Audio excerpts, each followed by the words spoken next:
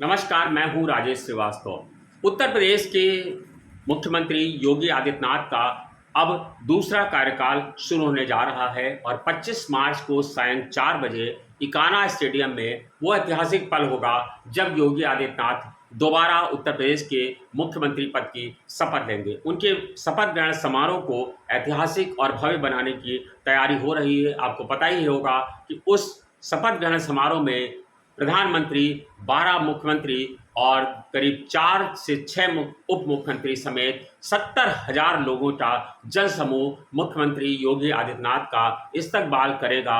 जब क्योंकि योगी आदित्यनाथ एक इतिहास रच करके आ रहे हैं। आज़ादी के बाद से भारतीय जनता पार्टी लगातार दूसरी बार बनने जा रही है और ये योगी आदित्यनाथ के नाम इकलौता रिकॉर्ड रचने जा रहे हैं कि उत्तर प्रदेश का कोई मुख्यमंत्री लगातार दूसरी बार 5 साल का कार्यकाल पूरा करने के बाद मुख्यमंत्री पद की शपथ नहीं ले सका है। ऐसा इतिहास रचने वाले योगी आदित्यनाथ इकलौते मुख्यमंत्री बनने जा रहे हैं। 25 तारीख को शाम को 4 बजे जब वो मुख्यमंत्री पद की शपथ लेंगे, तब वो ऐतिहासिक पल होगा और उसके बाद से मुख्यमंत्री योगी आदित्यनाथ अपनी दूसरी पारी शुरू करेंगे। आज मैं आपको जो बताने जा रहा हूं, सरिता प्रभा के पास बिल्कुल स्पष्ट जानकारी है, क्योंकि 70 लोगों का जो पैनल दिया गया था उत्तर दिल्ली में, जिस बैठक में चर्चा होनी थी कि उन नामों में से कौन सा नाम ऐसा होगा जो मंत्रिमंडल में शामिल होगा और उत्तर प्रदेश में योगी आदित्यनाथ के साथ कितने मंत्री शपथ लेंगे, ये देखने वाली बात होगी। कितने लोग उनके साथ होंगे, कौन से लोग ऐसे होंगे जिनका मंत्रिमंडल से पत्ता कटना तय है, कौन से लोग ऐसे हैं जिनको संगठन से लेकर के मंत्रिमंडल में लाया जाएगा। ये तमाम सारी चीज़ों का आज हम आपको विस्तृत जानकारी दे रहे हैं। उत्तर प्रदेश के साथ मुख्यमंत्री योगी आदित्यनाथ के साथ जो बताया जा रहा है कि जो लोग शपथ लेंगे, उसमें करीब जो है 2 दर्जन कैबिनेट मंत्री शपथ लेंगे, 1 दर्जन यानी 12 राज्य मंत्री स्वतंत्र प्रभार होंगे और करीब 10 राज्य मंत्री शपथ लेंगे। यानी योगी आदित्यनाथ के साथ एक जंबो जेट मंत्रिमंडल शपथ लेगा और जो माना जा रहा है उसके मुताबिक करीब 46 लोगों का शपथ ग्रहण होगा मुख्यमंत्री योगी आदित्यनाथ के साथ। और इसमें संगठन से जो प्रदेश अध्यक्ष हैं स्वतंत्र देव सिंह, उनको लाया जाएगा और माना जा रहा है उन्हें डिप्टी सीएम का पद दिया जा सकता है। जिन 2 डिप्टी सीएम के पद के पर चर्चा चल रही है, उसमें बेबी रानी मौर्य और स्वतंत्र देव सिंह, ये 2 नाम ऐसे हैं, कहा जा रहा है जिनको कि ये दोनों डिप्टी सीएम के पद पर शपथ ले सकते हैं। इसके अलावा अन्य जिन नामों पर चर्चा चल रही है, पहले हम आपको वो नाम बताते हैं जिनके नामों पर चर्चा चल रही है कि वो मंत्रिमंडल में शपथ लेंगे और कैबिनेट मंत्री के रूप में शपथ लेंगे। जिसमें एक बड़ा नाम और चल रहा है लक्ष्मीकांत वाजपेयी का। लक्ष्मीकांत वाजपेयी हालांकि दोनों सदनों के सदस्य नहीं हैं, लेकिन उन्हें शपथ दिलाई जाएगी। लक्ष्मीकांत वाजपेयी योगी आदित्यनाथ की पहली पसंद माने जाते हैं और लक्ष्मीकांत वाजपेयी को जिस तरह से आपने देखा कि पिछले दिनों सदस्यता अभियान का प्रमुख बनाया गया था और उन्होंने कई प्रमुख लोगों को भारतीय जनता पार्टी में शामिल कराया, मुलायम सिंह परिवार में सेंध लगाई, अपर्णा यादव से लेकर के तमाम सारे लोगों को उन्होंने भारतीय जनता पार्टी में शामिल करा करके उन्हें अपनी पार्टी को मजबूत करने का मौका दिया।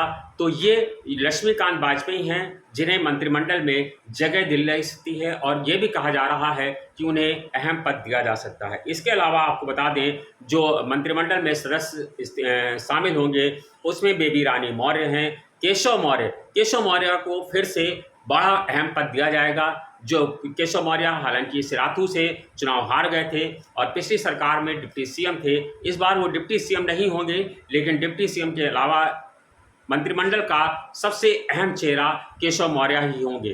केशव मौर्य को पार्टी उसी तरह से प्रमुखता देना चाहती है जब क्योंकि 2024 का लोकसभा चुनाव करीब है और वो पिछड़ों में कोई गलत संदेश नहीं देना चाहती है, इसीलिए केशव मौर्य को मंत्रिमंडल में अहम पद दिया जा रहा है। इसके अलावा जो पिछली सरकार में दूसरे डिप्टी सीएम थे दिनेश शर्मा, उनको मंत्रिमंडल में इस बार जगह नहीं मिल पा रही है। उन्हें संगठन में भेजा जाएगा, उन्हें उप मुख्यमंत्री छोड़िए, उन्हें मंत्रिमंडल में भी जगह नहीं मिलेगी। पिछले पूरे चुनाव भर वह बहुत ज़्यादा सक्रिय नहीं रहे, उन्होंने दोनों सदनों कहीं भी चुनाव लड़ने से भी मना कर दिया था। उसके बाद अब ये तय माना जा रहा है उन्हें संगठन में कोई पद दे करके समायोजित किया जाएगा।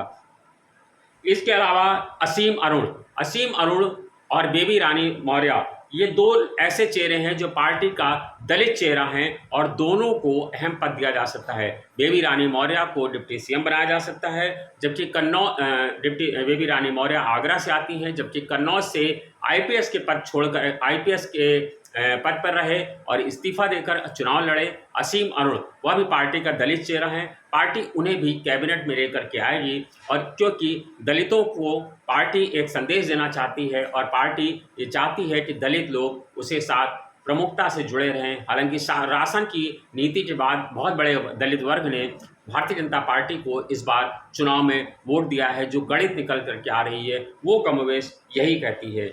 इसके अलावा आपको बता दें कि जो अन्य मंत्री शपथ लेंगे उसमें देवरिया से शलभमणि त्रिपाठी हैं। शलभमणि त्रिपाठी को भी मंत्रिमंडल ने प्रमुख स्थान मिल सकता है। आपको पता ही होगा वो मुख्यमंत्री के सूचना सलाहकार थे, मुख्यमंत्री के बेहद करीबी थे। पत्रकारिता से अपना जीवन शुरू करके शलभमणि त्रिपाठी ने विधायकी तक का सफर तय किया है और इस समय वो देवरिया सदर से विधायक हैं और चुनाव जीत के पहली बार चुनाव लड़े भारतीय जनता पार्टी के टिकट पर और चुनाव जीत करके आए हैं। माना जा रहा है शलभमणि को भी प्रमुख स्थान मिलेगा। इसके अलावा नंद गोपाल नंदी को भी कैबिनेट मंत्री में जगह मिल सकती है। राजनाथ सिंह के बेटे पंकज सिंह को भी जगह मिलेगी। राजेश पति त्रिपाठी को भी मंत्रिमंडल में जगह मिल रही है। सूर्य प्रताप शाही भी वो नाम है जो पिछली बार भी मंत्रिमंडल में था और इस बार भी मंत्रिमंडल में उन्हें जगह मिलने जा रही है। इसके अलावा जयप्रकाश निषाद, ब्रजेश पाठक का भी बड़ा नाम है। ब्रजेश पाठक दूसरी बार जीते हैं, पिछली बार वो लखनऊ मध्य से थे, अवध क्षेत्र से। इसके बाद उन्होंने लखनऊ मध्य क्षेत्र छोड़ा, वहाँ से इस बार समाजवादी पार्टी जीती है। ब्रजेश पाठक ने लखनऊ कैंट से ताल ठोका था और वो दोबारा चुनाव जीत करके आए हैं। ब्रजेश पाठक को भी कैबिनेट में अहम पद मिल सकता है। इसके अलावा जीएस धर्मेश हैं जिन्हें भी मंत्रिमंडल में जगह मिलेगी। इसके अलावा कुशीनगर से पीएन पाठक, बलिया से दयाशंकर सिंह, हरदोई से नितिन अग्रवाल, गिरीश यादव, सुरेश खन्ना, जितिन प्रसाद सब भली भांति उन्हें अच्छी तरह जानते हैं, रमापति शास्त्री, श्रीराम चौहान और जयप्रकाश निषाद के नामों पर मंत्रिमंडल में मोहर लगी है। ये मंत्रिमंडल का प्रमुख चेहरा होंगे जो उत्तर प्रदेश के मंत्रिमंडल में मुख्यमंत्री योगी आदित्यनाथ के साथ शपथ लेंगे। इसके अलावा जो मंत्री ऐसे हैं, कुछ मंत्री ऐसे हैं जिन्हें मंत्रिमंडल से हटाया जाएगा। वो मंत्री हैं नीलकंठ तिवारी, वाराणसी से हैं, प्रधानमंत्री के संसदीय क्षेत्र से आते हैं, लेकिन उन पर भ्रष्टाचार के तमाम सारे आरोप लगे और माना जा रहा था कि वो चुनाव नहीं जीत पाएंगे। उनका क्षेत्रीय जनता ने बहुत विरोध किया था, वाराणसी में उनका पुरजोर विरोध हुआ था, लेकिन प्रधानमंत्री नरेंद्र मोदी के ग्लैमर के तले नीलकंठ तिवारी अपनी सीट जीतने में दोबारा जरूर कामयाब हो पाए हैं, लेकिन इस बार उन्हें मंत्रिमंडल में जगह नहीं मिलने जा रही है। दूसरे मंत्री हैं सतीश द्विवेदी, ये जो बेसिक शिक्षा मंत्री थे, उन पर भी तमाम सारे नाम खड़े हुए थे, तमाम सारी चर्चाएं हुई थी, उनके चलते सरकार को कटघरे में खड़े होना पड़ा था। इस बार बेसिक शिक्षा मंत्री सतीश द्विवेदी भी मंत्रिमंडल का हिस्सा नहीं बनेंगे। तीसरे मंत्री जो हैं महेंद्र सिंह पिछली सरकार में जल शक्ति मंत्री थे।